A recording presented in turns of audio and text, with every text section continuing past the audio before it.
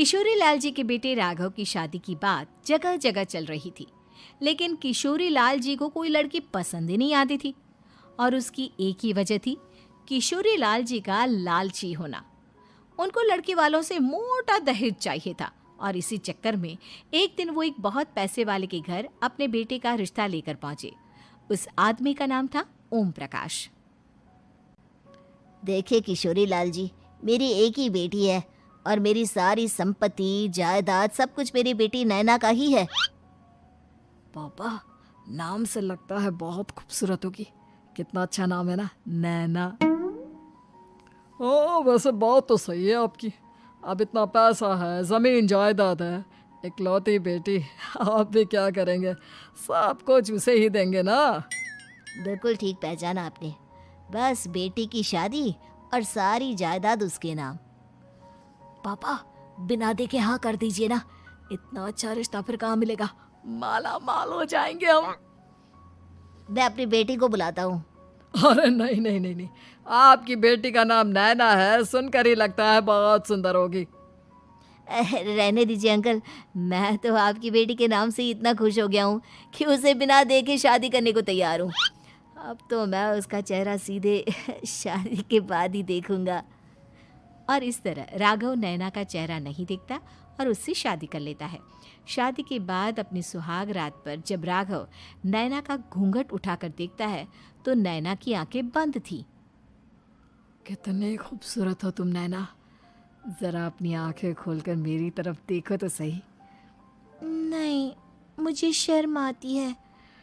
अरे, मैंने तुम्हें शादी से पहले भी नहीं देखा, और अब अगर तुम आंखें खोलकर मुझे देखोगी भी नहीं तो मुझे अच्छा कैसे लगेगा? इससे पहले कि नैना अपनी आंखें खोलकर राघव की तरफ देखती, अचानक से लाइट चली गई और राघव नैना को पूरी तरह से देख भी नहीं पाया। अगली सुबह नैना राघव के लिए नाश्ता बनाकर लेकर आई। अरे ये क्या, आधा पराठा सेका हुआ है और आधा बिल्कुल कच्चा। ये तुमने क्या किया नैना? बहू, तुमने क्या आधा पराठा तवे से नीचे लटका कर रखा था, जो आधा सेका है और आधा कच्चा? मुझे जितना दिखेगा उतना ही तो सीखूंगी ना पापा जी। जहाँ जहाँ मुझे नजर आ रहा था वहाँ मैंने सीख लिया, जहाँ जहाँ नहीं दिखा वहाँ कच्चा रह गया होगा। इसका क्या मतलब है? ये कैसा मजाक कर रही है तुम? अरे बहू, तुमने इतना लंबा घूंघट क्यों लगाया हुआ है? देखो, हमारे घर में बहुओं को बेटी की तरह रखा जाता है, और फिर तुम तो इतना सारा माल लेकर आई हो। देखो, ये घूंघट डाल कर रखने की कोई ज़रूरत नहीं है। हाँ नैना, पापा जी ठीक कह रहे हैं, तुम तो आराम से रहो, अपना ही घर समझो। नैना अचानक से अपना घूंघट उठा लेती है।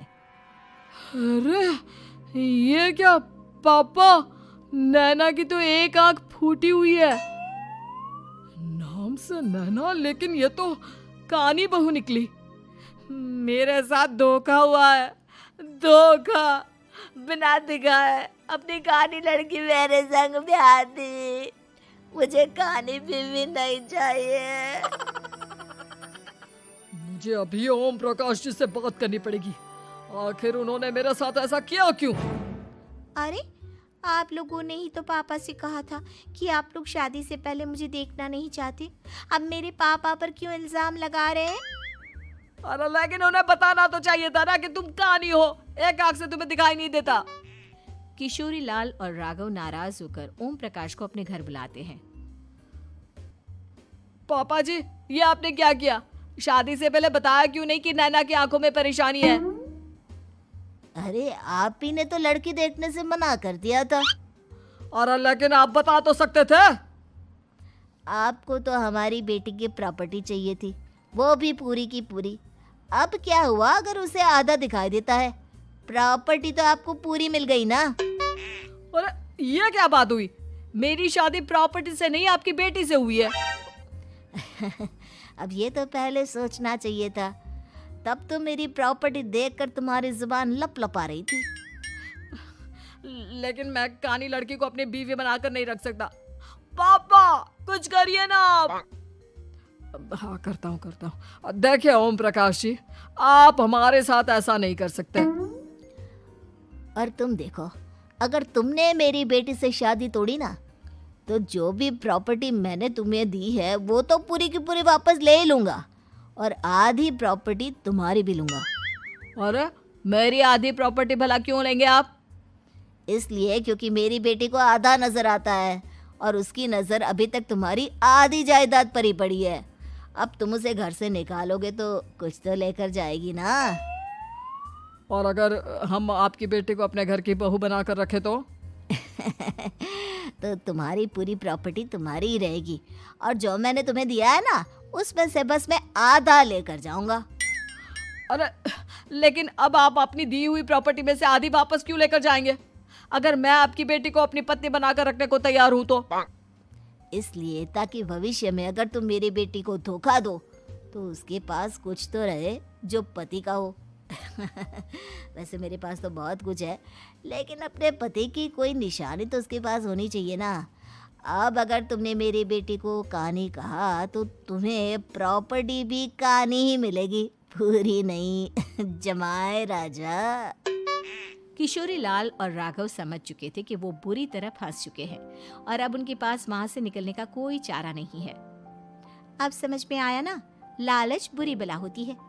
एक तो तुम्हें प्रॉपर्टी मिली, ऊपर से बीवी मिली, उसमें तुम्हें नखरे भी दिखाने हैं। आए बड़े, चुपचाप बैठो दोनों। कुछ दिनों के बाद नैना राघव की कार लेकर बाजार घूमने निकलती है और जब कार लेकर वापस आती है, ये क्या? एक तरफ से मेरी गाड़ी पूरी खराब हो चुकी है।